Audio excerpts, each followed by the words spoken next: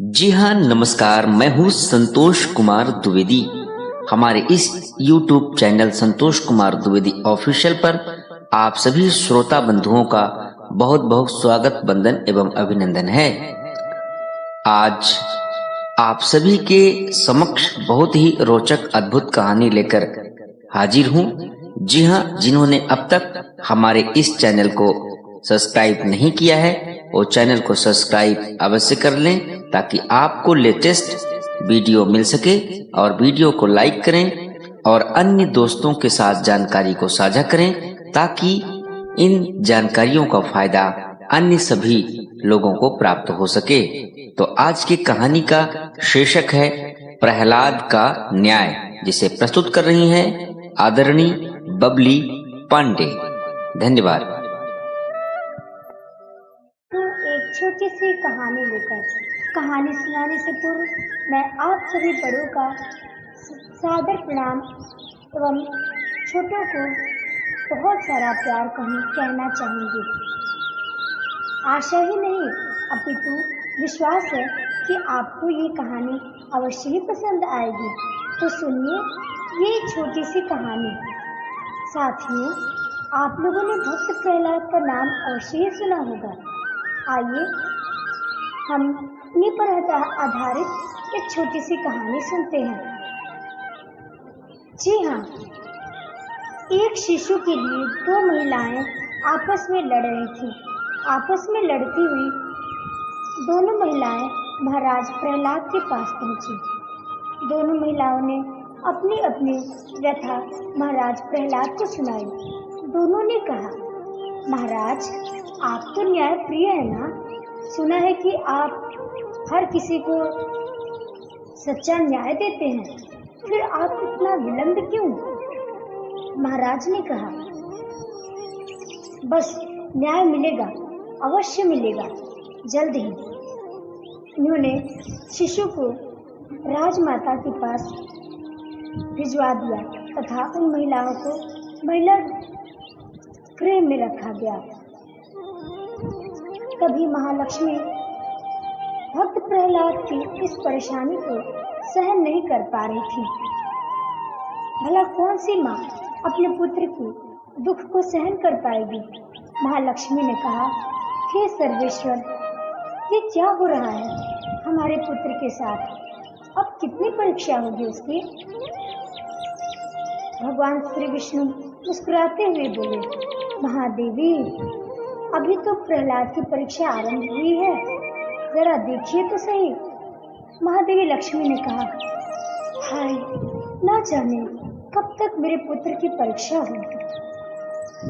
भगवान श्री विष्णु मुस्कुराए, बोले, महादेवी, आप माँ हैं, आपके अंदर एक ममता छुपी है, इसलिए आपसे ये दुख देखा नहीं जाता। आप देखिए तो सही, क्या भक्त प्रहलाद सही न्याय दिला पाते हैं या नहीं? महादेवी धैर्य रखते हुए बोलती हैं, हे सर्वेश्वर, आप तो अंतर्यामी हैं, भला आपकी बातों को कौन जान सकता है? अब आपकी लीला आप ही जाने। महाराज प्रहलाद शीघ्र अपनी माता के पास पहुंचे। उन्होंने अपनी माता से विनती की, माते, मैंने आपके लिए एक कार्य भिजवाया है और वे मैं पहले ही आपकी कक्ष में भिजवा चुका हूँ। राजमाता ने कहा, पुत्र, मैं जान चुकी हूँ, पर मैं करूँ तो क्या करूँ? महाराज प्रहलाद ने कहा, माते, एक शिशु, दो महिलाएं आपस में लड़ती हैं। एक कहती ये मेरा शिशु है, दूसरा कहती ये मेरा शिशु है। अब क्या करूं? ऐसा करो, बच्ची को बारी बारी दोनों को दे दो और बच्चा सबसे पहले जिसका दूध पी ले, समझना उसकी असली माता वही है। राजमाता ने ऐसा ही किया। शिशु को लेकर महिला गृह में पहुंची और बालक इतना भूखा था कि वे भूख से बिलख रहा था, तड़प रहा था। परंतु जब उस बालक को रोते उसकी माता ने देखा तो उससे रहा नहीं गया।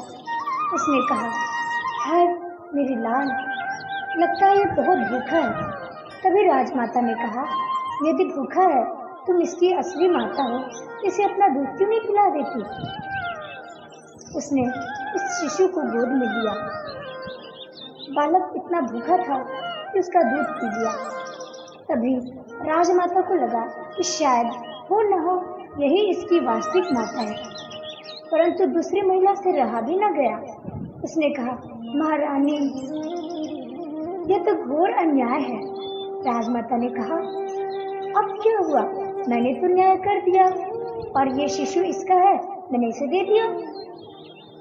दूसरी महिला ने कहा, महारानी, बालक तो भूखा था, आप जिसे भी देती बालक उसका दूध पी देता, फिर क्या था। राजमाता ने कहा, अब आप चाहती क्या है।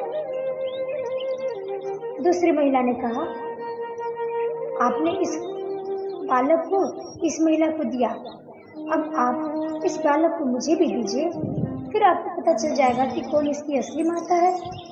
राजमाता परेशान हुई, विवश होकर उस बालक को उस महिला से लेकर दूसरी महिला को देना पड़ा। बालक ने उसका दूध भी बड़े प्यार से पी लिया। अब राजमाता दुखी और परेशान, उन्होंने कहा, अब मैं पुत्र प्रहलाद को क्या कहूँगी। शिशु को दोनों महिलाओं को देने से राजमाता ने इनकार कर दिया। शिशु को लेकर फिर महाराज के दरबार में गई। महाराज प्रहलाद ने पूछा, माते क्या हुआ, इतने दुखी क्यों है। राजमाता ने कहा, पुत्र, अब ये कार्य मुझसे नहीं हो पाएगा, अब ये कार्य तुम ही कर पाओगी। महाराज ने कहा, माते हुआ क्या। राजमाता ने कहा, बच्चा भूखा था, मैंने बारी बारी दोनों महिलाओं को दिया, बच्चे ने दोनों के दूध पी लिए। अब मुझे ये समझ नहीं आ रहा कि इसकी असली माता कौन है। फिर दोनों महिलाएं रोती बिलखती आईं। महाराज, इतनी देर क्यों, क्या आप न्याय नहीं दिलाएंगे। क्या समाज यही कहता है कि आप न्याय प्रिय हैं। मुझे तो नहीं लगता कि आप न्याय प्रिय हैं। अब हम चलते हैं, आप शिशु मुझे दीजिए, मैं चलूं। महाराज ने कहा, नहीं, रुक जाओ, अब देर क्यों, न्याय जल्द ही मिलेगा, थोड़ा सब्र करो। महाराज ने सैनिकों से कहा, सेनापति, कर्नल को बुलाया जाए। महाराज ने सैनिकों से कहा, सेनापति पदिक को बुलाया जाए। सेनापति ने उनकी आज्ञा का पालन किया। उन्होंने महाराज के आदेश का पालन करते हुए तुरंत ही वधिक को महाराज के दरबार में पेश किया गया।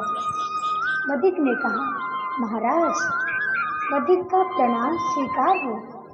कहिए, आपका सेवक उपस्थित है, क्या चाहते हैं आप। महाराज ने कहा, बहुत कठिन समस्या है, अब इस समस्या का समाधान आप ही कर सकते हैं। वधिक ने कहा, आप बताएं तो सही, ये कार्य मेरे सर माथे। महाराज ने कहा, एक शिशु दो महिला आपस में लड़ रही हैं, दोनों का कहना है ये शिशु मेरा है, इसे मैंने जन्म दिया है। अब क्या किया जाए। ऐसा करो, इस शिशु के दो टुकड़े कर दिए जाएं और दोनों इस शिशु के दोनों टुकड़ों को दोनों महिलाओं को आधा आधा दे दिया जाए। वधिक ने ऐसा ही किया। जब वधिक शिशु को काटने के लिए जब राजमाता से अपने हाथों में लेना चाहा, तभी एक महिला ने कहा, नहीं, रुक जाइए। आखिर वधिक मानता भी क्यों। फिर भी जबरदस्ती की, नहीं, लाओ, अब कुछ नहीं हो सकता। बहुत रोने बिलखने पर महाराज ने वधिक को रोका और कहा, नहीं, बस हो चुका, यहीं पे हो चुका, तभी दूसरी महिला ने इतराते हुए कहा, महाराज देख लिया ना, इसकी असली माता कौन है? अब इस शिशु को मुझे दे दीजिए, इसकी असली माता मैं हूँ। ये बिल्कुल भी नहीं, ये नारी तो, इसे तो कुछ लगता भी नहीं। महाराज को बहुत क्रोध आया। उसने कहा, नहीं ठहरो, मैंने सामने ही देख लिया और एक प्रमाण भी हो गया। यदि तुम इसकी असली माता होती, जब इस शिशु को वध काटने के लिए राजमाता के हाथों से छीन रहा था, तो पहले तुम ही बिलखती। लेकिन मैंने देखा, ऐसा कौन माँ चाहेगी कि अपने ही सामने अपने शिशु के टुकड़े टुकड़े होते देखे। उसने रोते हुए कहा, महाराज ये शिशु उसे ही दे दीजिए। ऐसा क्यों कहा? वो ये चाहती थी कि उसका शिशु कहीं भी रहे, जीवित रहे, लेकिन तुमने तो आगे आकर ये भी नहीं कहा। इससे ये सिद्ध होता है कि ये शिशु पहली स्त्री को ही दे दिया जाए। और हाँ, आज्ञा है इस दूसरी स्त्री का सर धड़ से अलग कर दिया जाए। वधिक ने ऐसा ही किया। राजा की आज्ञा का पालन करते हुए उन्होंने दूसरी स्त्री का सर धड़ से अलग करने के लिए तैयार हो गए। पूछने पर कि आखिरी इच्छा क्या है, तो स्त्री रोने लगी। उसने कहा, बस आखिरी इच्छा यही है, हमारी मृत्यु।